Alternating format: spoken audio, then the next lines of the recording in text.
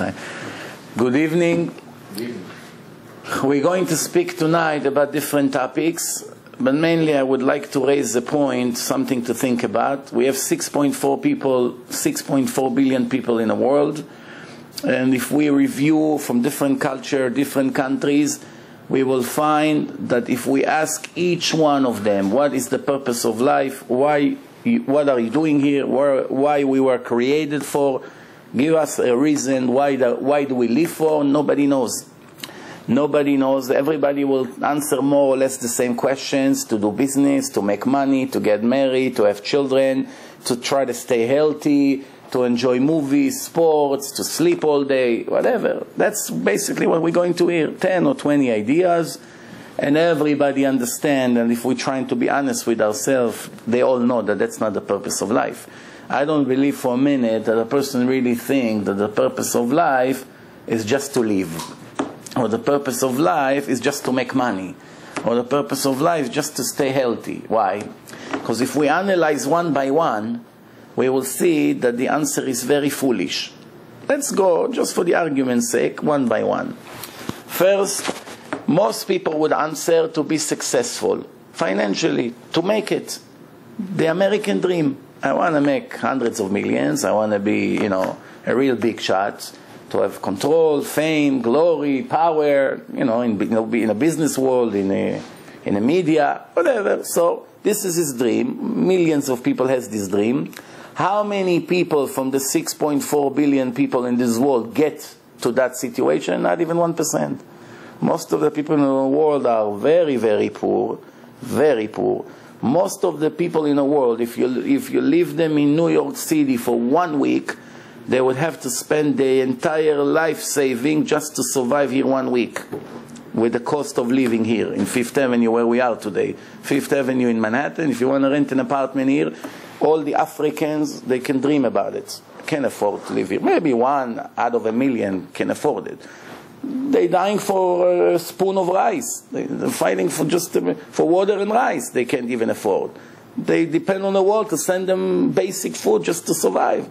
Even a normal bathroom they don't have. Place to live, most of them don't have. In China, 99% of the people, if you see where they live, one little flood, their entire house is flying away. People like them can dream to come here and to live. Even in America, we don't have to go that far. Most of the United States is very poor people. 50 million Americans don't have health insurance. They can't afford to pay a few $100s a month. You know how many Americans are dying because they cannot afford a doctor visit? Here, just on my way here, one girl sent me an email. She's sick today, and she's waiting for her health insurance to start on the 1st of the month. She still doesn't have, and she doesn't go to the doctor. She sits home and suffers because she cannot afford, the $200 that the doctor will charge to see her. This is a situation of 50 million Americans.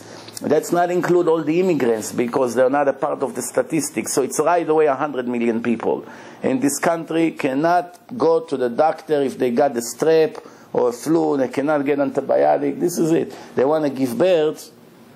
They're lucky that it's against the law to refuse. The hospital must take them. Otherwise, you will see baby dying on the street, millions every year. This is the situation here. How many Americans are unemployed? It's reported more than 10 million. More than 10%. We have 300 million people. 10% of that, you calculate how many families don't have income. So this is the United States. So most of the people in the world are poor. Same thing in Israel, same thing in many countries in Europe, in Russia. We can't argue that fact. So that's not the purpose of life. Because if this is the purpose of life, the creator of the world would make sure that every person would live very comfortable, materialistic lifestyle. And that's not the case. So that's out of the picture. If the purpose of life was to enjoy sport, how many people in the world love sport? 10%, 20%, 30%? Most people have nothing to do with that. They're not attracted to it. They're not doing sport. They're not watching sport.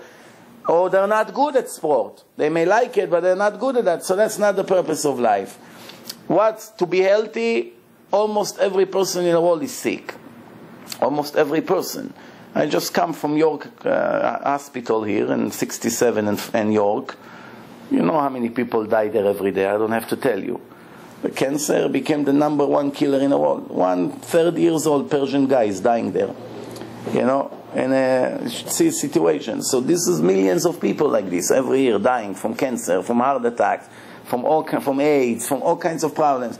So that's not the purpose of life, because most people in the world are not healthy.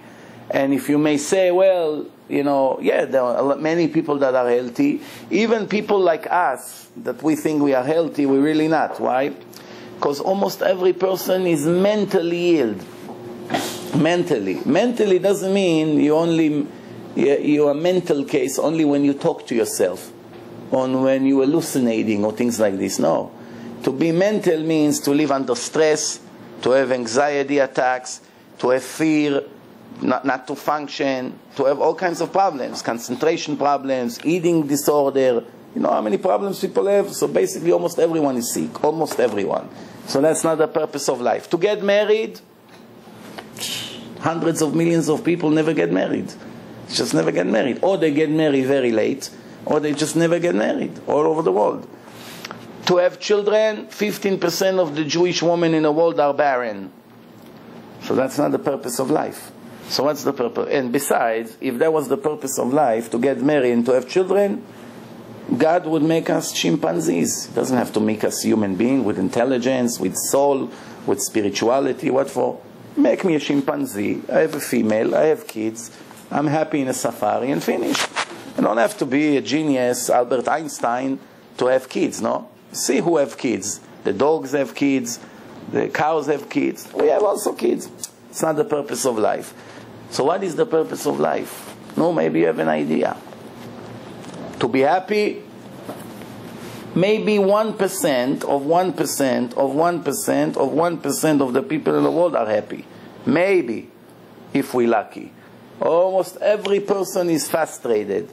First, there are many people who are on depression pills. Prozac, they tripled the stock in the last 2 years. Why?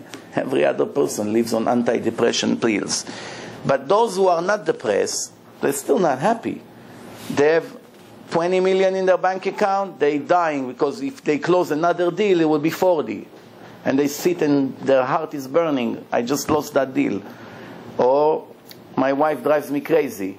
Or they have a very ugly divorce process right now, so they fight in court. Or their kids in drugs. Or you know, there's so many problems. Almost every person is miserable. Almost. Especially today, when to raise children is almost an impossible mission. Besides begging God to have mercy on you, there's really not that much to do. You can be a decent human being, a wonderful, classy, with manners. You give your children the best education. You pay fortune for their education. You get them the best tutors, and they become criminals, drug dealers, sarcastic, you name it. And you have no control on it. Why? They go on the street, they meet somebody, he takes them to the internet, they begin to chat. The next thing, who knows what happens. And this is the situation today in the world. So that's not the purpose of life. So what's the purpose of life? No, let's see if somebody can answer this. Do something to make the world better? I don't know. To make the world better? What do we need this world to begin with? What do we need the world to begin with? You have to add something, not just to yourself, but to, I guess, the total. You didn't answer my question. What do we need this whole world to begin with? I'm in step one. You already went way too far. I'm in step one. I try to understand what's the purpose of this creation. If we understand the purpose of the creation, then we would understand the purpose of creation of man. If we understand the purpose of the creation of mankind, then we will have an idea about the rest of the world. Creation and total, creation of everything. Creation and man is the same thing, because if we understand why we were created, we know the world was created for us. We are the most sophisticated thing in the creation. Yeah. Everything was made for us. That's no question about that. So if we know what we live for, then we will have an idea what the world was created for. Okay. If we know what the world was created for, then also it will give us an idea, not 100%, but it will give us an idea what are we doing here. Yes? Well, your whole argument right now is the reason why all those things that you just said aren't the purpose of living is because not everybody does it. Right. So based on your argument, what's the purpose of living? Everybody breathes. So is that what you're trying to say? That something that everybody does? No. I didn't say that. I just trying to make a point. If the creator of the world had a purpose in his creation, first of all, let me ask you this: did you ever find a creation without a purpose anywhere, anytime? Ever you saw a table had a purpose, right? This microphone has a purpose. This cup has a purpose. This bag has a purpose. Everything has a purpose. Nobody ever made something just for fun. Why did you make it? I don't know, I was bored. What's the point? Chair has a purpose, the rug has a purpose, the phone has a... Everything has a purpose. So now, since the world was created for a design purpose, and us, we are the center of this world. So if we were created for a purpose, that means that all the creation, the entire universe, with all of us, should have had the right to fulfill the purpose of the creation. If it's not in our hand, you see, it's not in my hand to be healthy or not. I can do my best, and God forbid, you know how many people get cancer, and they do everything they can. It's not in their hand. Or some people born with defects. So right away it shows you that that cannot be the purpose of a creation, because the Creator wouldn't defeat His purpose. Doesn't make sense. Even a person knows it. Obviously, the brilliant Creator knows it better than us.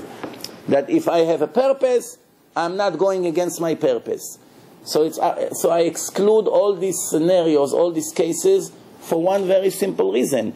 If that was His goal, why did He do it against His goal? Therefore, it's not the goal. You got it? So now, if you have any other idea, no, I want to hear. Don't feel bad that you don't have any idea, because I asked this question for the last 15 years by thousands of people, and I'm still looking for one that knows the answer. I'm still looking for that one. I just want to bring it to your attention that people can live here 70, 80 years with so much agony and stress and competition and fighting and all this. And in the end, they died and they did not touch their purpose. Nothing whatsoever. No achievement, no direction, no nothing. They came here, for instance, zero, and they left zero. Or even worse than what they came. Right? Yes. Well, why are we assuming that there's an objective answer to this? Maybe the purpose of life is subjective, so that it's whatever you want it to be. I see what you said, but common sense. Use common sense. Do you think? Everybody has different desires. I don't think You live up to your own. You live up to your own standards that you set for yourself. Yeah, but I think it's something unified. It's something that everybody has a desire for. It's something that is the one common element in every human being. You could be in Africa, you could be in New York City. What is this common element? Common element, I believe, from my own experience and thought, and over the years, that was a big question to me. I think it's more on a spiritual level. It's something deep in human nature, and it's a deep desire to connect to a higher purpose, and that's your... You're in the right direction, but we can... In a way, connecting your soul to the divine. Okay. And I don't think that throughout history anybody was ever able to make it concrete, but it's something at that level. Based on what both of you said, especially you, I want to ask you in that case, if it's not objective, it's subjective, tell me please why the Creator would make one person with great life and the other one with horrible life. One was born in Africa, all his life starving, and the other one born in a mansion, and he has servants who give him the food, and he has unlimited amount of money, and he never has to worry, and he has girls, and I don't know, nice friends. So where is the justice in that case? Everyone has their own set of challenges that they have to face in their life. But we don't know the purpose. If we don't know the purpose, in that case, everything is not just. There's no justice. If we don't know the purpose, that means the Creator made a world, and somehow one person enjoy and one person suffer, and most of the people suffer. So what? Test. I think the people in the a mansion suffer a lot in a different way too. You're starting to go into the right direction. Excuse me, I didn't hear you. I think the people living in a mansion with servants and everything, they have a different type of suffering. Exactly. And then the people, in a way, the simpler life I agree. can be... I agree, but everybody would rather to get that suffering than the suffering that they have in Africa. Of course, of course. Even though I agree with you 100% that these wealthy, rich people have their own suffering. I've There's no question about this. happy people who live in poverty, and it always amazes me, and I feel so embarrassed that sometimes I'm upset living in Manhattan with all of the luxuries that I have. Yeah. So it makes you realize. You're touching a very, very deep point, and I will soon talk about it a little bit. But so far, do you see what's going on here? Nobody really knows. Nobody really knows. Now, let's analyze one more point, and then I'm going to start going into one direction. Is it possible that the Creator made the world without telling the people why He created them for? Does it make sense? Because we see today, everyone who makes something gives a manual with that, with instructions, what to do, how to do. Because if you make a VCR or a DVD player or anything without a manual, the person who got it would not be able to use 1% of the features. You see, somebody lazy like me that never reads the instruction, sometimes 2 years later I find out that my device had everything I was dying to have. And I have it in my hand for 2 years and I never knew. Like a recorder, like a calculator. I didn't even know my phone has all these features. What I know is I'm answering and sending emails. That's all I know. All of a sudden I find out it has an alarm, and I was in a hotel, and I have a flight to catch at 6 in the morning, and I'm dying. Where will I get an alarm? And I have it in my hand. So not reading the manual, being an ignorant, you are paying a tremendous price. You know, all right? So is it possible that the Creator never gave us a manual? That's the question. He didn't tell us. He didn't tell the first man, why did I make you? Teach your children what do you live for? Probably not. Common sense says that if he put us here, He had the obligation to tell us why He put us here. Otherwise, what's the whole point? You put me here and I don't know what I live for? So what do I live for? So in that case, why not to be a murderer? Why not to be a thief? Why not to be obnoxious and arrogant? Why not? Why? Just because some people think it's bad? In that case, there's no truth. Everybody is entitled to think. Hitler, it's no problem. Arafat, it's no problem. Someone who hates blacks, it's no problem. Someone who hates Jews, it's no problem. Everything, it's no problem. Everyone has the right to think whatever they want. It's all fine. It's all kosher. Because we don't know the purpose. We don't have instruction. Nobody ever told us what's allowed, what's not allowed. Therefore, in Hebrew we say, Ish hayashar be'enav yaseh. You do whatever you feel like. And no one can tell you what to do. Therefore, we have to dismiss all the jails. They should be out of the law. No police also. Not have police. It's not fair.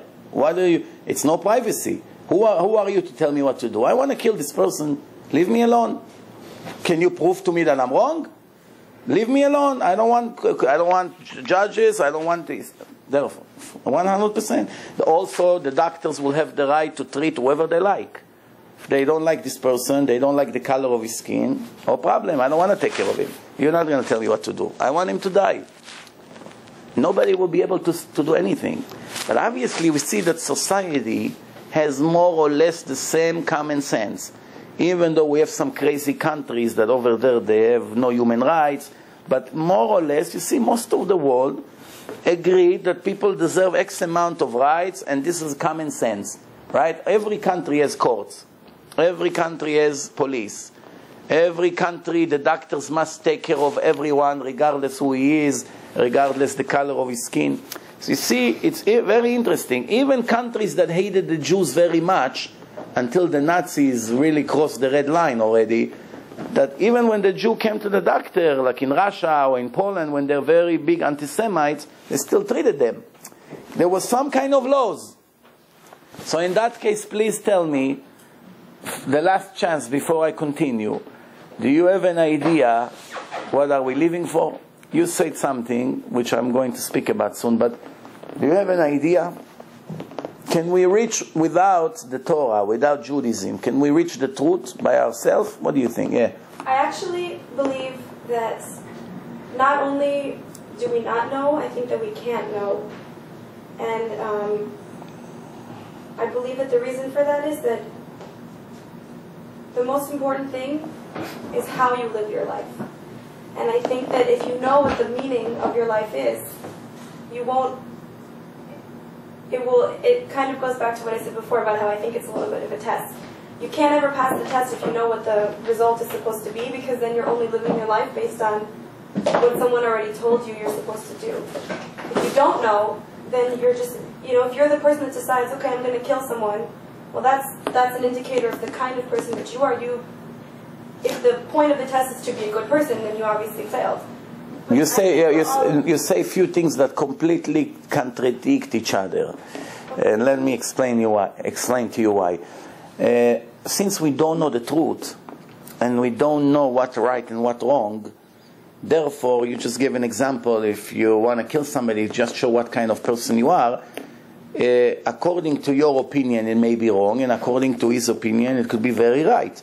So then, since we don't know who is right, you or him, we don't know if to kill somebody is bad. Maybe not to kill him is bad. Exactly. Okay. So therefore, we didn't reach anything. We stayed with zero. We don't have any knowledge. Now, as far as the test, knowing where you have to get, what is your goal, doesn't mean you don't have a test. The opposite, that's the test. You say by knowing where, if somebody tell you where I have to get to, that means you don't have a test. I say the opposite. You do have a test. If I tell you you have to be at work every day at 7, if I see for 1 month you come at 7 and not late, I'm going to double your salary. That's your test. You know what your goal now. You have to be every day at 7 o'clock in the office. You come 7:30, you will lose your raise. That's it. So that's a very good point. That's the purpose. The purpose is to make you come early, and the reward is to double your salary. Everything is clear. Nobody has complaints. But so far, we have, I don't know the right word in English. In Hebrew, we say andrelamusia. Andrelamusia means an anarchy. That's the right word. Complete mess. Nobody knows nothing. Nobody knows. Nobody knows. I give you an example. In this week, United States is rocking and shaking for the healthcare reform. The healthcare. 219 against 212, which means it's tie. Right? One side has to be a fool. One of them is right, one of them is wrong. But you see that half say this, half say that.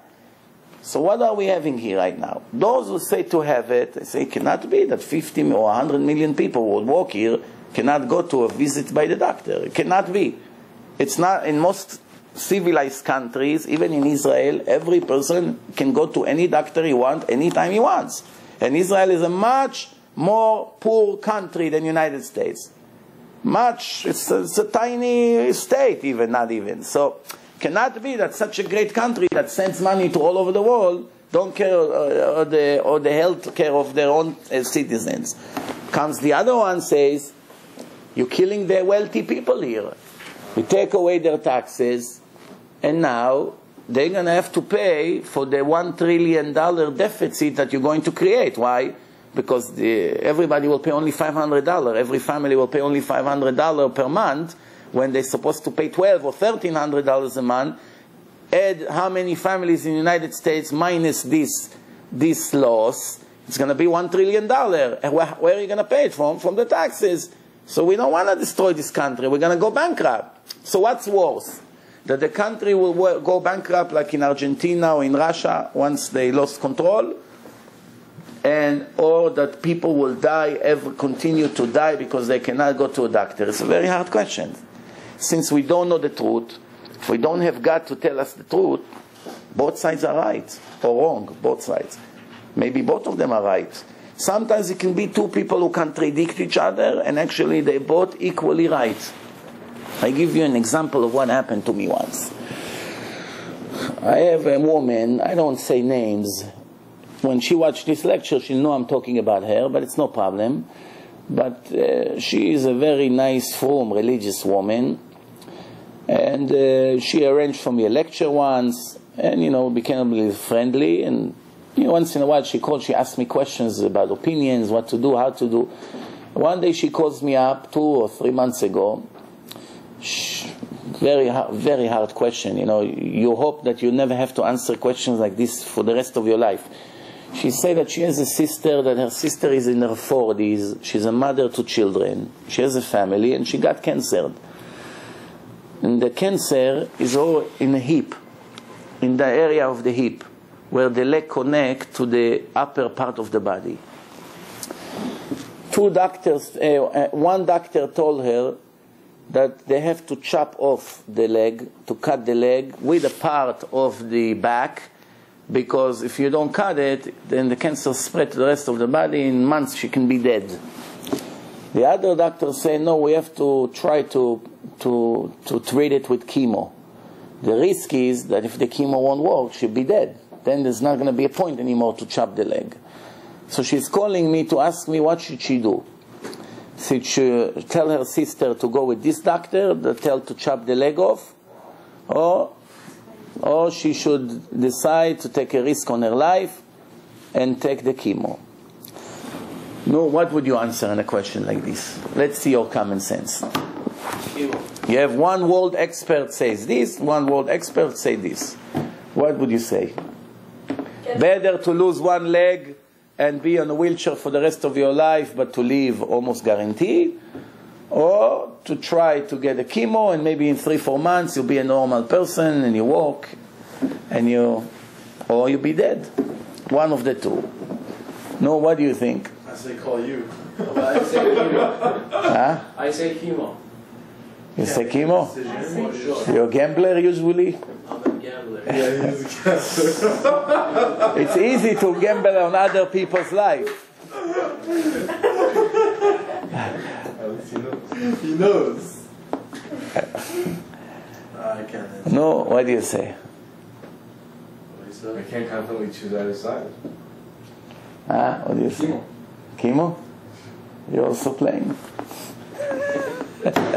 On that table, we've had many games. I feel something is not smooth here. Many games. I thought maybe it's the whiskey. All right, anyway. So I told her, you have to ask a third professional. That's what I just said. Yeah? I didn't hear it. What the third professional said will be 2 against 1. That's what you have to do. Then she told me that it's actually 2 against 2. It's not against 1 against 1. It's 2 say that, 2 say that. Ask one more. So now the rule, the Torah say, יבוא השלישי ויכריע ביניהם. The third one comes and you have to do by the third one because it's become majority. Over here it's 2 against 2, which means when the third one joined the argument, there was already a majority. The fourth one is irrelevant. It's a problem now. Why? According to the Torah, when one rabbi said something and the other person said the opposite, 2 rabbis, and they contradict what's the law. He has to say this is the law, and the other one say the opposite. Now, since you don't know what to do, they both big rabbis, you have to go to the third big rabbi, and whatever he decides, you have to do, because it's now become 2 against 1. However, what happened if you went to a 4th one and now it became tie again, 2 against 2? Do you need the 5th one to make a majority, or the 4th one was illegally to begin with? You didn't have the right to call him. That's a hard question. Now we have a very messy situation here. Well, what should we do? So now it's 2 against 2. So I told her, I think that you should go with the chemo. And we pray, and you pray, and other people will pray, and Hashem will help. There's a chance. Why? What's the calculation here? When God brings a decree on a person, the decree not always has a chance to kill him. Let's say he wants him to have a specific infection. The intention of God was never to risk his life, only to wake him up with some sins that he made. He wanted him to suffer a month, and that's it. That's all. It's a wake-up call. At this point, there's no decision to kill him. And sometimes it could be a decision that it's subject to the behaving of a person, like cancer. Cancer most likely will kill a person, not always. People will recover from it.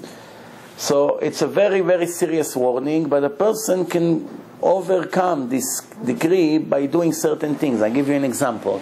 If you have millions of dollars and he take $1 million and give it to yeshiva and say, I want you, all of you, to learn Torah around the clock, full time, for months, until I recover. That can change tremendously the decree to the positive side. Or if he has an opportunity to do it and he doesn't do it, it can make his situation a lot worse now. And he doesn't know, because he doesn't see that that's because of it. But this is us, that we know Torah, so we know how it works. He doesn't know. He didn't want to give, no problem. Hashem gave him a test. He has an opportunity, or to give the poor people food, and he didn't care. And he wants to die with his millions. And I said, okay, that's all you care about. That's what's going to happen. This is an example. So, yesterday I spoke to her, Baruch Hashem. I called to ask how her sister is doing.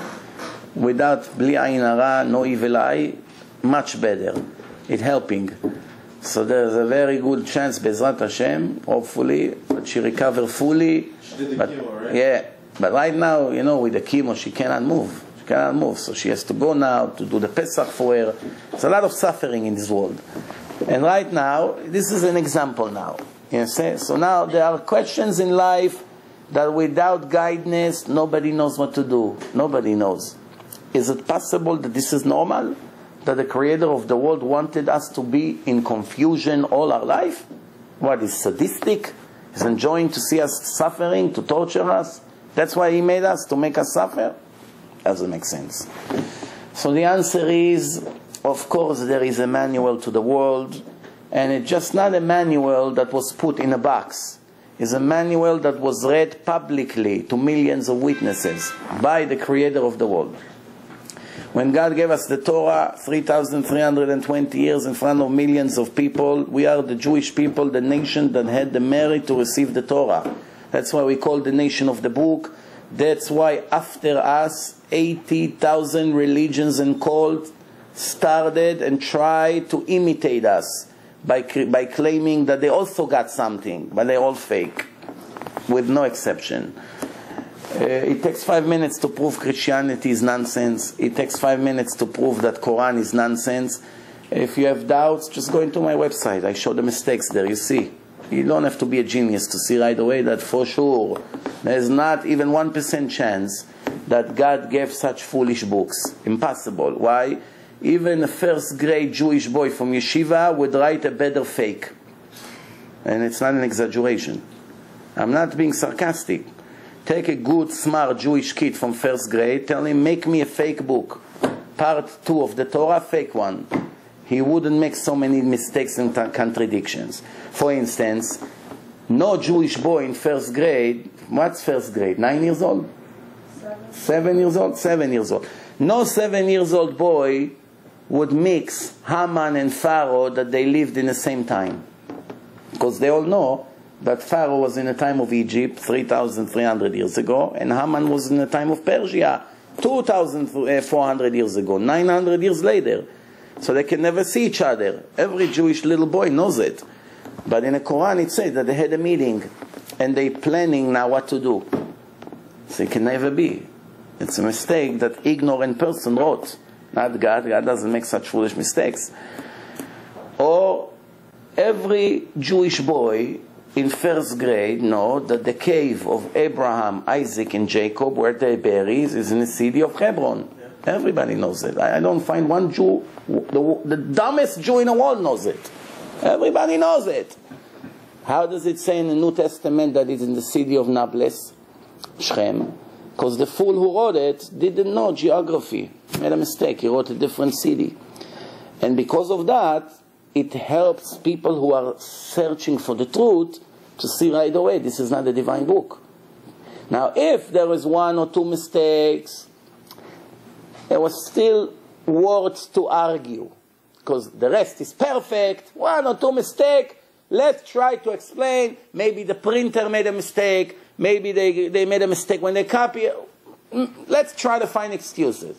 Once it's become hundreds of mistakes, constantly, every page, another 5, another 3, another 5, another 10. If you are interested, I'll send you an email. It can be even tonight. If you give me your card, your email, each one of you, when I go home, I'll send you an email, a comic book. A comic book. Somebody that is very knowledgeable in Quran, in Islam, made a comic book about all the nonsense that they have over there. If you read it, 1 month you wouldn't be able to stop laughing. I'm not challenging the miracles. I'm not challenging that JC fed 500 people with 1 piece of bread. No, that's not that's not a scientific argument. No, because miracles can happen.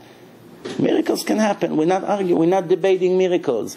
We're not debating anything like that. We're debating facts, scientific facts. For instance, if you come and say that you are the Son of God, you have to have divine abilities, right? If God came into you and now you're running the world and you're going to be the Messiah, the Savior of the world, the minimum we should expect from you is to be able to save yourself. Couldn't even save yourself from the Roman soldiers. He's begging for his life. Couldn't save himself. How can he save the world? That's question number 1. Question number 2 is, if you are divine, when you're hungry, first of all, how come you're hungry if you're divine? That's one question. No, let's pass that question. If you're hungry, the New Testament describes a story that he walked with his student one day and they're looking for something to eat. And then he said, I see a tree very far, there's a tree. Let's go to that tree to see if the tree has fruits. If you're God, you need to go all the way miles to the tree to see if the tree has fruit, but you don't know if the tree has fruit. What kind of God you are? How can I follow you? You don't know even such a simple thing? No? Alright, so he goes all the way to the tree. It's a fig tree. It's not the season of figs. So there's no figs. So you see, he got disappointed. There's no fruit on a tree. So what's his reaction? He cursed the tree. I'm cursing you that you should never ever have fruits ever again. What's going on here? If you are a messenger of God and God runs the world with you, God decided that it's not going to be fruit. It's not the season. Why are you cursing the tree? It's not a human being that have a free choice to have fruit or not. It's a robot. It creates every season no fruit. What's the point of cursing the poor tree? What's going on here? There's one mistake after the other when you wonder to yourself, how can it be that intelligent people with ties and suits that work for the best companies in Wall Street or in some places go and sit in a church and listening to all these things and not one of them raising a question and say, what's going on here? It doesn't make sense. It cannot be divine. Well, it happens. I'm not saying it doesn't. Some of them eventually open up their eyes and they see, what am I wasting my time on? Unfortunately, this is the minority. The majority follow everything like robots. Whatever they feed them, they eat. They don't ask questions. We have a say, when the fish are all dead, let's see if there's poisoning in the ocean and millions of fish are all dead, the waves bring the fish to the beach. So you see thousands of fish coming with one wave, all of them towards the beach. How do you know which fish is dead and which fish is alive? All the fish who comes together towards the beach, they're all dead. If you see one is swimming against the flow, oh, he's alive. That means I'm using my common sense to investigate. I'm not a robot. How do you know that's the truth? That rabbi told me. Baloney, who cares? Let me investigate. Rabbi, I need the proofs. I need your source. My source is this book. Okay, who wrote that book? This rabbi. How do I know he's right? It's all legitimate question. How do I know he's right? Maybe he made it up. Maybe he had a dream. How do I know? I'm going to dedicate my life to what he suggests? No. The answer is, remember, always remember, Judaism is the only religion it's worth to practice. Why? It started in front of millions of witnesses. Moses and God spoke and millions of people heard. I don't have time to repeat the whole proof. You watch my movie, Torah and Science. I speak about it for an hour. How do we know for sure that the millions of people heard God? Right? We proved it here. You were here, that lecture. We proved it? Very good. So far, you have any questions before I continue? Okay, now, you mentioned before about a test, and also you spoke about poor people that are very happy. I want to talk about those two subjects. The Torah in Hebrew means instructions, by the way. Torah comes from the word ora'ah, instructions. Torah that tell us basically what needs to get done in this creation. First, it tells us right in the beginning of the Torah how the world was created. We would never be able to know how the world was created because we were not here to testify. It was created before we were created. So there's no way for us ever to know unless if somebody told us how the world was created. Now, who is the only one who can tell us how the world was created? The one who created it. Nobody else can know. Nobody else can, because everybody else is a creation. Creation cannot testify how the Creator made me. You got the point or no? Okay. So now, we have a book, the beginning, first chapter, Genesis. First chapter, the strict description of how the world was created. Now we know how the world was created. 6 days, and the 7th day was the Sabbath. Comes the Creator and says, I made it holy. It's a holy day. What does it mean, holy? We will never know what holy is. What does it mean, regular, simple, materialism? And what does it mean, spiritual, holy? Holy means separate from all the ordinary things. Special. That's what it means, holy. And he comes to the Jewish people in later time in history and he says, since I chose you to be my children, I want you to do what I did. What does it mean? I created the world in 6 days. In the 7th day I rested. And that's going to be a covenant between me and the Jewish nation for eternity. The covenant between me and the Jewish nation for eternity, which means since in the 7th day I did not create anything, Jews are not allowed to create anything on the 7th day. That's a part of one of the major tests that we have in life. The Torah repeats in tens of different places that the purpose of the creation, as you said before, not knowing that it's in the Torah, you aim to the right purpose. It's only one reason. God is testing us, and the test has, in the end, either a reward or a punishment. That's the purpose of the creation. He created us here. Every second of our life is a test. When we died, we get a mark. 60, 70, 80, 30, 20, 0, negative. Depends who we are, what we are. You have achievements. One day we died, and what's going to happen in the end? We're going to see how much we achieved. Question number one, why God needed that? Before he created that world, he was alone in his world. What did he need? Earth, stars, moon, people here, tests, you should kill, you should not kill, you should steal, you should not steal, get married, raise children, learn Torah. Why did he need all this? Wouldn't it be better for him just to be alone? Why he put us here? Second, finally, when we hear, why punishments? Reward, I understand. You want to reward me? Fine. So if I do good, give me reward. If I do bad, ignore me. Why punishment? There's a lot of hard questions. Let's answer some of these questions. First of all, the source of all good is interested to share from his greatness to others. What happened when there is no others? You create others. What for? To receive the good. When the ones that were created receiving the good, then the good that you have has a meaning. If there's nobody to receive it, what do you need the good for? If there's nobody to give it to, right? If you have $100 million and you don't have kids, what do you need this for? What? To buy another suit, and another one, and another one?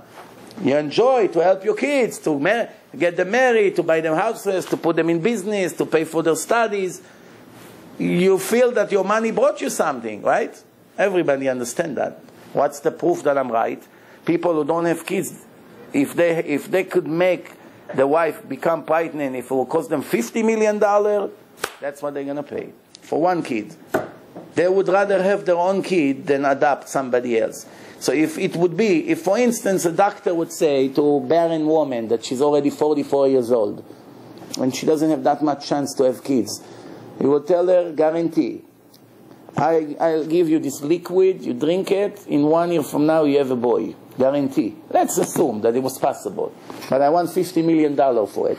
And she has 54 million. That's their total worth. You think she would give 50 million for that kid or no? 99% would give. Of course. People are going crazy for kids. You know what the treatment, they fly overseas, they come again, frustration, years, until they become, they go out of their mind just to have a kid. And who knows, maybe this kid will be a drug addict. Maybe you regret the moment he was born, God forbid. Like we see in too many occasions, unfortunately. But just to have a kid, they're willing to give everything. So, it's very interesting. So the source of all good, which is the Creator, is interested to share from His greatness to others. So He created us. In that case, what do we need a test? Just creates me and give me all the good. That's what you wanted, no? Nobody can enjoy from the good unless if he earned it with his own effort. The spiritual nature. Okay, I have to go one step reverse. Pay attention. God is a one huge divine energy. We don't know 100% what divine means. I know because I learned for many years. But you right now maybe don't know exactly what divine means. It's a divine energy. It's a spiritual thing.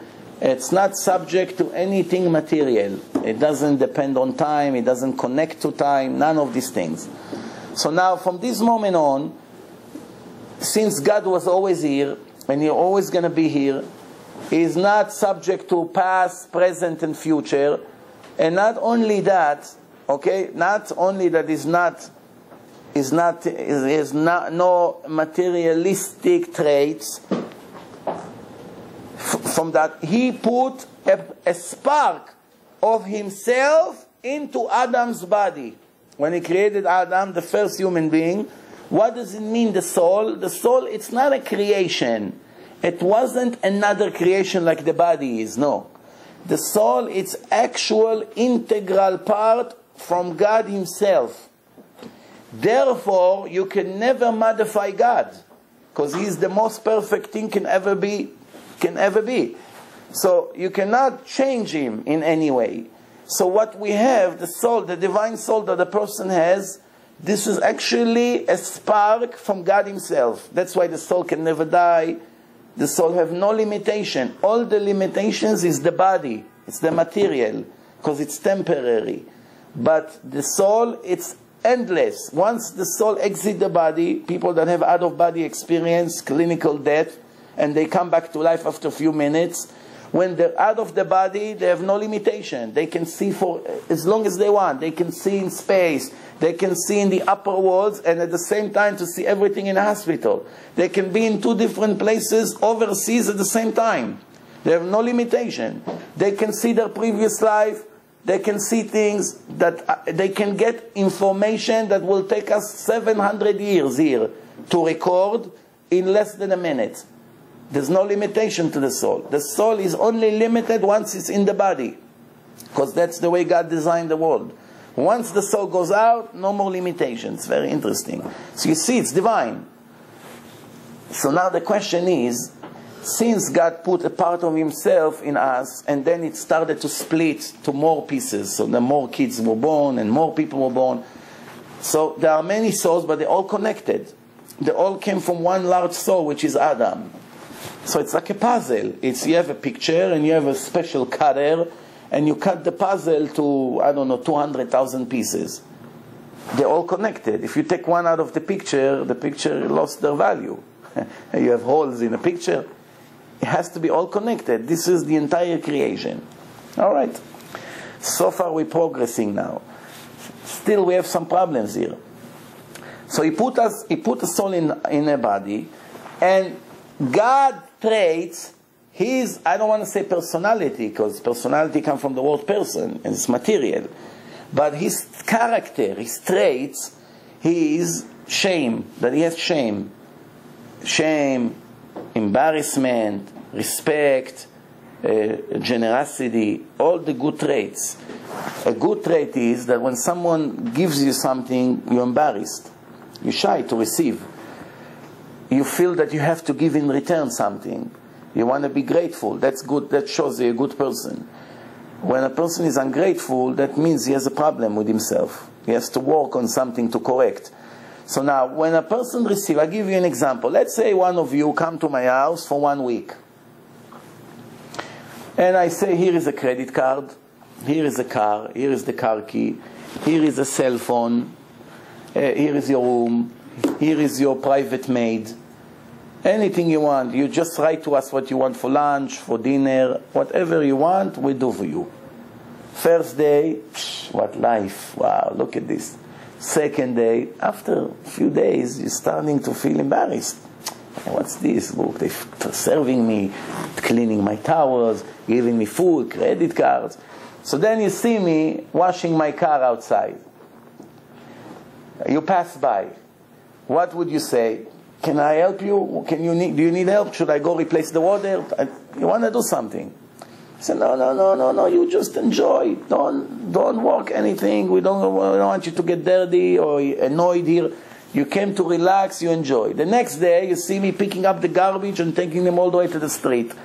So now you don't even ask anymore. You run, you pick up 2 big garbage bags, and you run with me, and it's leaking on you. You don't care. You feel that you must do it. Where comes this urge from? Everybody agree that people hate to take the garbage out. Everybody. Nobody likes to take garbage. It's heavy, it smells. It's always leak. Somehow it always leak. Even though I tell my wife 1,000,000 times, make sure you don't throw liquid to the garbage. First get rid of the liquid in the sink, then put anything you want. I don't even care about recycling. Just make sure there's no liquid. It's always leaking. I don't know how. So everybody hates to take garbage out. How they volunteer to take the garbage, the guest? Because he's suffering. Why suffering? Because he's receiving and he doesn't feel deserved to receive. That's why he wants to do something in return. I remember when I came to America, I was 21 years old. That was 21 years ago. So now, I just had my birthday yesterday. Finally, it's not an honor, I'm more in the exile than in Israel. So now, that's it now. Until now I was tied. Now every day here, I'm more in the exile than when I was in Israel. Unfortunately, so I'm here more than when I was in Israel. Okay, so when I came here, it was 1989.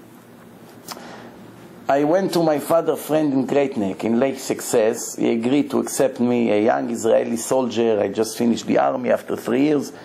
Why the Israeli comes to America? Mainly to find a job, to make money, because the economy in Israel, especially in those days, were a disaster. It was a disaster. There's no jobs. You look in the newspaper for months, you cannot find anything. And even if you find, there's no money. It was horrible. It's America, people make money, you hear stories. So people want to come make a living here. So I came to live by his house. As soon as I landed here, I started to ask him, what do you think I should go? Where should I find a job? So you just arrived today already looking for a job. Relax a week. Let me take you to places with me to see. The next day I asked him again. He said, no, don't worry. You have all your life to work. Relax. Come with me to the OTB. You know what OTB is? They gamble on a horse. I find myself with 200 fools there in Little Neck, in Northern Boulevard over there. I knew where that is. Screaming to the screen over there, go baby, go! Say to myself, well, I came to America to stand here with all this nonsense here. Then I saw an Argentinian painter. You know, he's painting. A guy, Sal. I even remember his face 21 years ago. He wore this white painting outfit. I come to him and say, amigo, you have a job for me? He said, no, muchacho, business is no dinero, no trabajo, nothing. 5 minutes later he comes in, amigo, come, I found you a job. Where? The biggest store next door. It's the biggest store next door. Check, it's still there.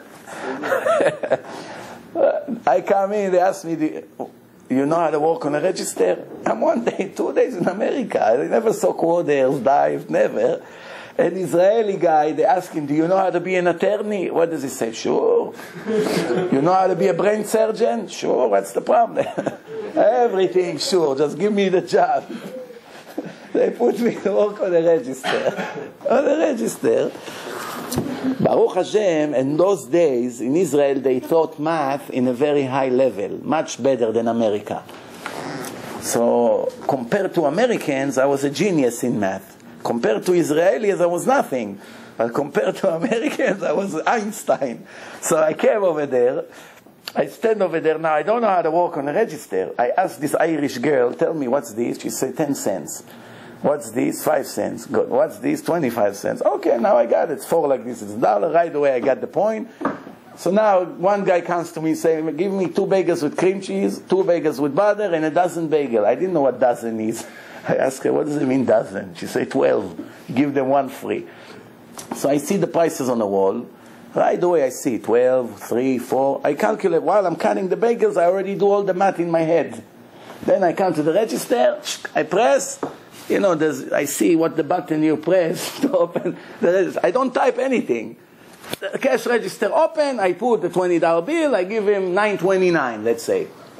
Then after a few minutes, I see this guy comes to me, push me like this from the register. What do you think you're doing? I said, what, you stealing money? I said, man, stealing money? Why stealing money? He touched my pocket. I said, I don't have any money, check, nothing, $3, $4. So why you don't type the sales?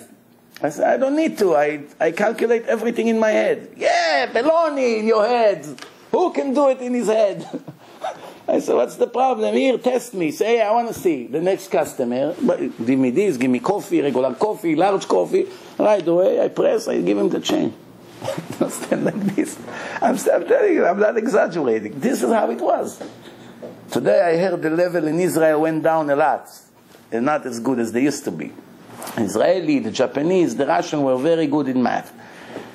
Today, it's not the case. But this is how it was. So I came there, and I started to work in America. How did we get to that story?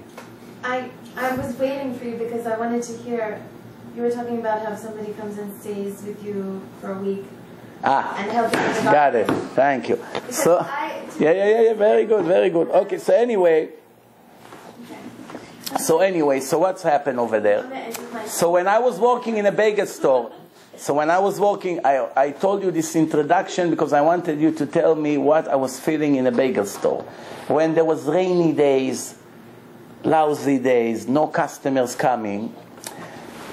So when I had to go get my money in the end of the day from that guy, I was shaking. Why? I came to work on time. I was still there 4 in the morning. I have to leave, let's say, 4 in the afternoon. I came to get paid, but I know I didn't do anything today. All day I was sitting, doing nothing, listening to music, sitting there all day doing nothing. I felt bad to come take my salary. But when there was busy days, 20 people online, it drive you crazy, you cannot sit for a second. When I came to take the money, I came with a smile. Why? I deserve it, my friend. It's not a donation. I worked very hard for it. Give me the money. But when I did nothing, I felt bad. This is the way it is. This is the way we design. You cannot change it. It's the nature of people. Now, some people, you see it more by them, some people less. But everybody has a breaking point. It cannot be that a person's going to stay 1 year and you feed him, and he won't help you in anything. You're never going to find such a thing. The urge to volunteer, to do things that we hate to do, is the embarrassment. So now we understand another very important foundation. The source of the good wants to give his good, his greatness to somebody, so he created us to receive it. We would never be able to receive it unless if we earn it. To earn it, you have to make a system. How do you earn the good? How do you earn spiritual good? Through a spiritual test. Why do you need punishments? That's the question. To appreciate the good. Now, if you don't have bad, you will never be able to define the word good. You won't know what good is. The only way to appreciate good is to see bad out there. You see people looking in a garbage to eat, you appreciate your piece of bread that you have in your closet. If you never see that, big deal, I have bread. Almost everybody has bread. You only appreciate. You have legs. You feel lucky that you're able to walk? One time you go to the hospital, you see somebody paralyzed like this, cannot move his legs. Wow, I'll give all my life just to have legs. Wow, I'm so lucky. Oh, all of a sudden your legs worth something. Or a person that, I once had a case with a guy that he lost a lot of money. Somebody told about him that he did something in the stock market. They took away a lot of money from him, millions. And he was depressed, very depressed. It took him a few years to make that money. So I asked him a question. I told him, let me ask you a question. What would happen if a robber would break into your home and take your son's finger with an axe and say, if you don't give me this $3 million that you have right now, I chop his finger off. Give me $3 million, I leave him alone. Would you buy your son's finger for $3 million? So of course, what kind of question is this? Well, I'm going to let him chop my son's finger?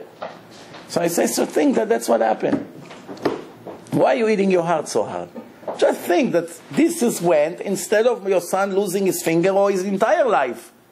How do you know? Why are you suffering so much? Imagine you come in front of God and He's going to show you that thanks to this money that you lost, you got saved, your wife got saved, your kids got saved, and plus later on you can make it back. So what's to cry for? It's very interesting how we think. Almost everything we do is wrong. Why? We're happy when we don't know if there's a reason to be happy or not. We're upset when we don't know if there's a reason to be upset or not. I give you an example. When a baby is born, is there a reason to be happy or to be upset? Happy. Happy. What do you say? Happy? What happens if this boy will be Adolf Hitler? You don't know that. Oh, so you don't know if to be happy or not. So chance is going to be Arafat. What chance you give Moshe Rabbeinu? You don't know. That's the point that I'm making. Thank you very much for backing me up. Right now we have a question mark. A little smiley kid moving his hands. In 20 years from now, either we will celebrate or we'll commit suicide that something like this came out of us, right? So we don't know if too happy, but everyone is happy. It's very interesting. When people lose money, everyone is upset. But you know how many people I know that because they lost money, they became religious and they got eternity now? Thousands of trillions of dollars wouldn't buy eternity. So if he lost $1 million and because of that he started to search for the reasons why, and now he's observing the Sabbath, and his wife became modest, and they keep kosher food, and the kids went to yeshiva, and the entire house became better, and the kids are much better kids because they have better manners. It's a chain reaction. Everything is thanks to that money that he lost. So it's the best thing could have happened to him. Or, I give you another example. Let's say sometimes you work for an office and they fire you. How do you know if to be happy or to be upset? Of course, everybody gets upset, right? But if 3 weeks later you find a job in the same industry, 3 times more money, you just find out that 2 weeks ago when they fire you, the best thing could have happened to you, no? Same thing basketball players. One team don't want you. You beg them, take me, give me a chance. No, you're not a good player for us. We don't want you. After they dump you, another team took you and pay you double, and you became a star. If you stay in that team, it would be nothing. You don't know. People always happy for the same thing. They are always upset for the same thing. But in reality, we don't ever know when to be happy and when to be upset. That's where the faith comes. That's what faith is all about. That comes God in the Torah and say, everything that happens to you, it's good. Everything. Whether you have a kid that is born, whether you have a kid that is died, lo alenu, is 100% good. But let's try to understand how can it be. How can a kid that died can be good? How? After a person waited 10 years for have kids, finally had a kid, and 3 days later he died in bed? How can it be good? Come on, Rabbi, You're only telling it to me to make me happy, to make me feel good. I don't buy it. I just don't buy it. So he said, can you prove to me that it's really good, such a thing? Can you prove such a thing? So the answer is, the Torah says. I can prove that the Torah is divine. I can prove that God gave the Torah. Then I don't have to prove anything else. Whatever the Torah says is divine. It doesn't need a proof. You don't have to prove every word of the Torah. You just have to prove that the Torah can never be written by a human being. That's it. Only by God. Once you prove that the creator of the world, he's the one who gave the Torah, everything else is acceptable with no doubts, no questions, no challenge, no arguments. Nothing whatsoever. This is the idea. And that's what I specialize in. That's what I do. I bring scientific proof one after the other, hundreds in seminars, in my website. Nobody can challenge. And here, Arash can testify. I have a lecture in my website with the state controller of New York, Alan Havesi, which is a very smart person. He asks a lot of questions, and then we sat 3 hours together one-on-one. And in the end, he said, no questions anymore, no doubts whatsoever. The Torah is 100% divine. And I have 2 witnesses for it.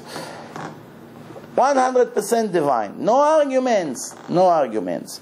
So the point that I'm saying here is that God says that everything is good. Now I still have to understand how can a baby that died can be good. So the answer is like this.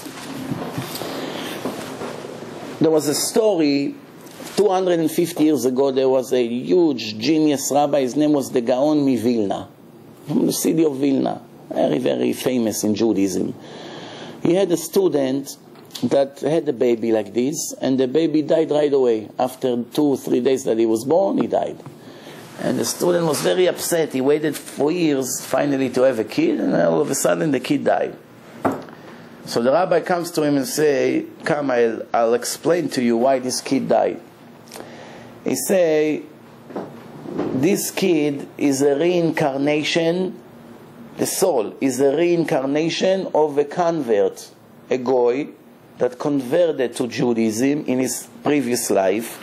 He dies, he had a trial once he died, and the verdict was that God will reincarnate him in a new body of a baby that is about to be born for only 2 or 3 days, whatever it was. That's it. And then he takes him out, the soul, and puts the soul in heaven for good. No hell, no reincarnations, no correction, no nothing. It's done. No more tests. Now it's time to cash on your rewards. We wish to get there already. That's done. Why he needs to be reincarnated for 2 days? Because when he was created in his previous life, he was created with a non-Jewish mother. And the Torah says that once God gave the Torah to the Jews, up to that day, the world was 2,400 years old. 2,400 years old.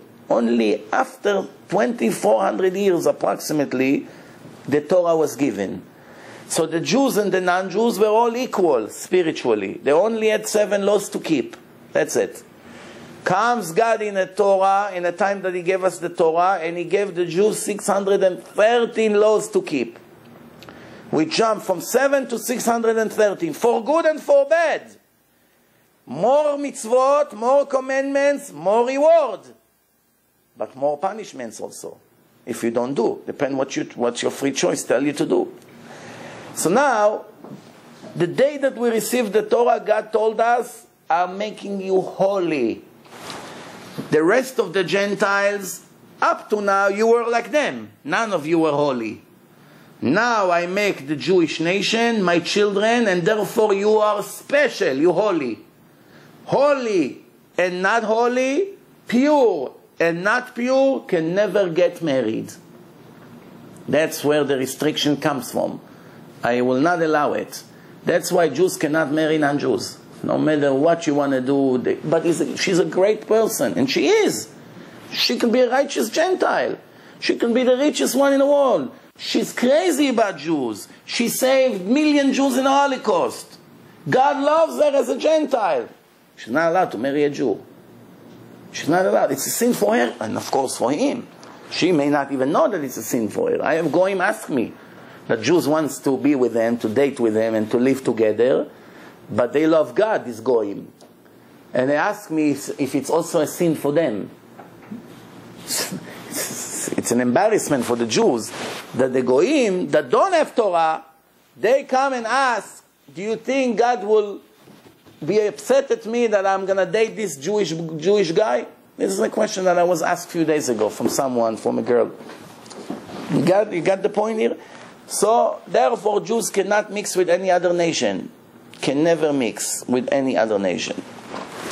So, because this convert was created not Jewish, but he made such a perfect conversion, or he kept all the laws, he became 100% righteous. Only one stain he had in his record. What? You were born not Jew.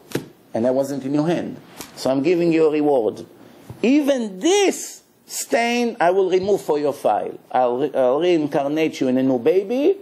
You die right away. And you're perfect. And you go to heaven and you're done. So now, the father that is crying... So the concept that he's born again as a Jew. Yeah, because he's born now to a Jewish mother. But then the mother has to go through the 9 months of pregnancy and... Yeah. So now here's... She can have some kind of past life... Yeah, so now, why this couple...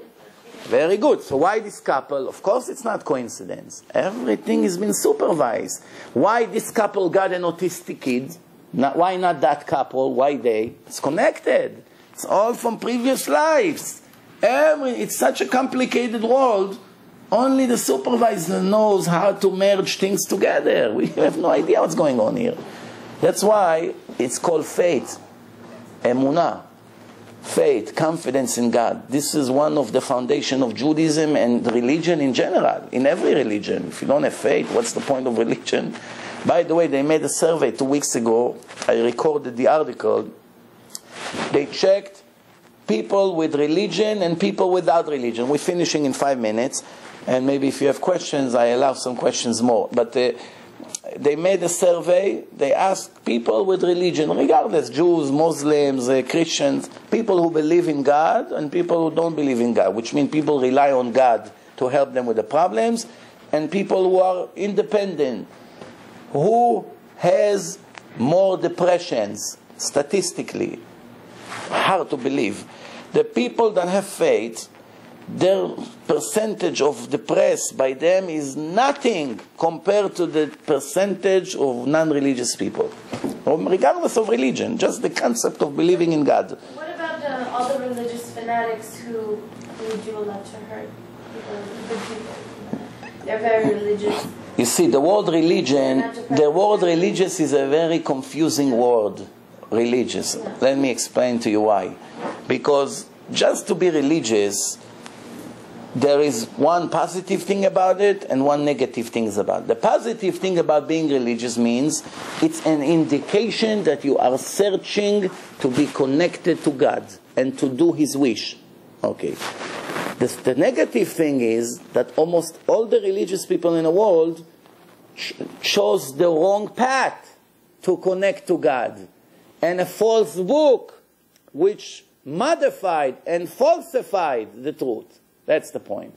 For instance, the Torah says you should not kill nobody, not Jews, not non-Jews, unless if it's a war in a combat.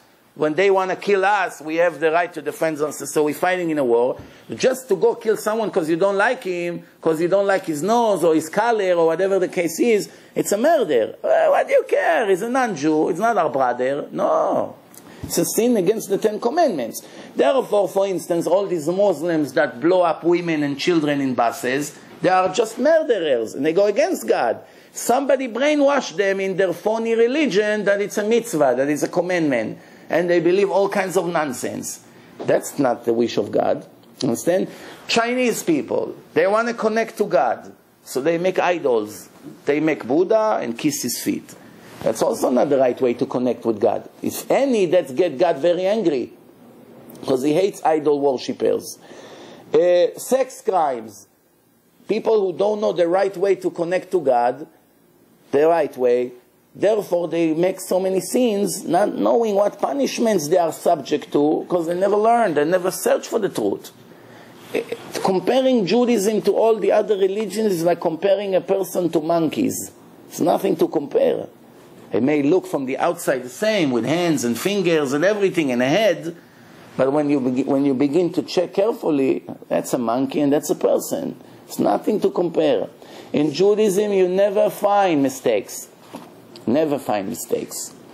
You never find. You don't find that it says that the Twin Towers fell in the city of Brooklyn. You don't find, because if you find, there would not be Judaism. There would not be. But in Christianity, the cave of Abraham is in Nablus. And nobody stands in a church and says, excuse me, Father, how can we follow it? It's not from God. Well, why don't you just say the truth? It's not from God. Finished. We have a problem. I don't know, for me it's strange, because, I mean, if somebody searches for the truth, how do you want to, in Hebrew we say to grind water. This is an expression, litchon mayim. What does it mean to grind water? You grind metal, you have dust. You grind potato, you have potato, mashed potato. You grind, anything you grind, you get something. You grind water, you get water. All your life. There's no achievement here. Yes, you want to follow the truth, it has to be the truth, that's it. So, answering what I said before, the mother that raised that boy, I mean, like you say, 9-month pregnancy, and then she breastfeeding him and he dies 2 days later, she kills herself, she's depressed. If she only knew that she had the merit, she was chosen from millions of other mothers in the world to have the soul of a righteous convert that God loves so much, that she was an assistant to correct his soul. And thanks to her efforts, this convert now finished his test for eternity. That's it. And he's going. And she was chosen to be the one. She would be dancing, not crying. Same thing the father. Not believing enough in God made them sit and cry. That's the point here. If somebody knows what the Torah says, everything is good, everything is good means everything is good. Everything is good. Now I will give one last example and we finish. If a person had an open heart surgery and is 6 months in a hospital and in the meantime his business went bankrupt, the rabbi comes and say, hey, it's the best thing could have happened to you. So Rabbi, what, you're cursing me? You're laughing at me? I'm collapsed. I'm financially broke. I cannot get out of bed. My chest, look at the scar that I have. You're telling me it's the best thing that happened to me? So the answer is, if he wouldn't get an open heart surgery, he would be dead. What's better? To live with a scar after a surgery, but to live or to die? Everybody understands. To get saved. Nobody wants to die. Okay, so the fact that he had the surgery, it saved his life. Without the surgery, he would be dead. Okay. But then he has a point. He said, wait a minute. It would be better to live without the surgery. Yeah, of course. The choice if to be dead or to be alive with the surgery, of course, is to be alive with the surgery. But there's something even better, to be alive without the surgery. So it could have been better. Why are you telling me it's the best thing that can happen to me? So this is the answer. Up to a certain point, you didn't need a surgery because you didn't sin enough.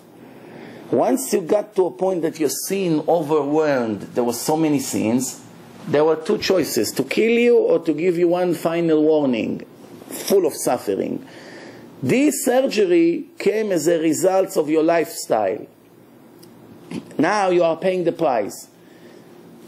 Punishing you and giving you this test and making you lose your business and start from zero after 6 months, that's nothing compared to killing you and sending you to hell. If you would really compare one to the other, you see that you got very lucky.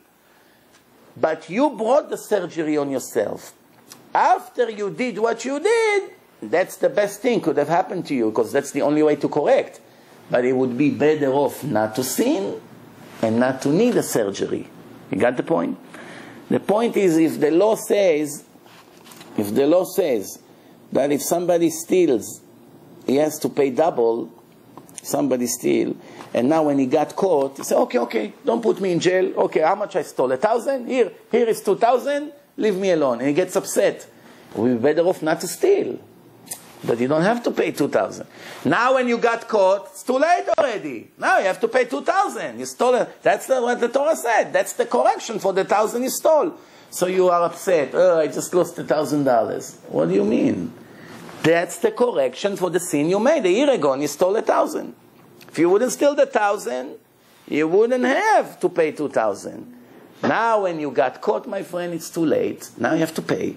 Of course, next time return the 1,000 on your own. You won't get caught. You won't have to lose 2,000. That's what life is all about. I gave an example in a lecture that free choice is like the GPS.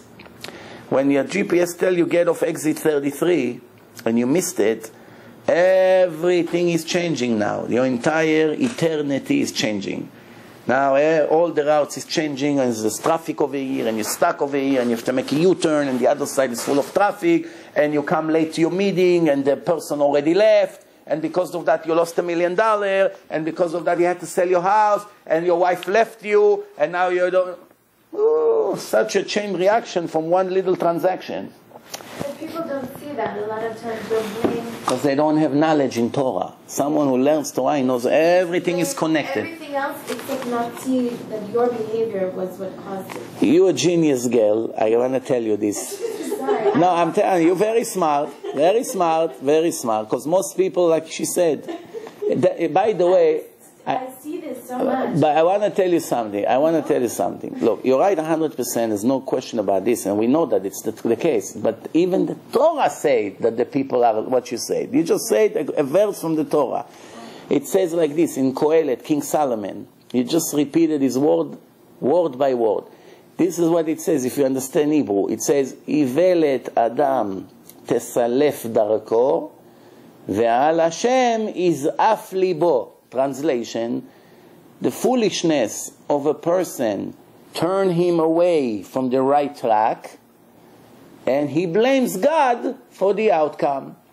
That's the translation, always.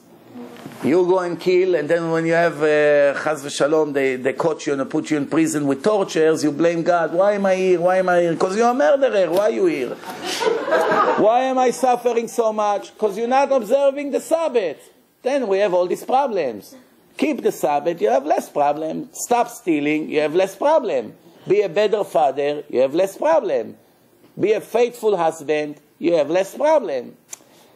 It's all, we are always cooking, but we're also going to have to eat. We must eat what we cook. You better cook something good. If you cook something poison, you got to eat it. Remember, you don't keep the Sabbath today. Yeah, you go shopping, you're smiling, you drive your nice BMW to the mall, you're making yourself coffee, smoking cigarette, everything fine, talking on the phone. If you only read the Torah, for every little transaction, what punishments you are subject to, believe me, you wouldn't smoke and enjoy the coffee. The ignorance make you bury yourself deeper and deeper by the minute. So the solution is only one, and we'll finish with this. The solution is only one, to become educated in Torah. It's the only salvation. You don't do that, no chance to succeed. You don't learn medicine, you'll never be a doctor. You want to be a doctor without learning? Come on. You got to know how to operate, how to do something. Advil, medicine, infection, how it works, bacteria. You don't know what you want to be. Very nice that you want to be a doctor. And let's say somebody accepted you. They believed you're already a doctor. How many people you're going to kill until you learn to be a doctor? You understand? Ignorance has a very heavy price. Thank you very much again. Chag Sameach. We have Pesach coming. And we will see each other after Pesach, Bezrat Hashem. Very good. Thank you.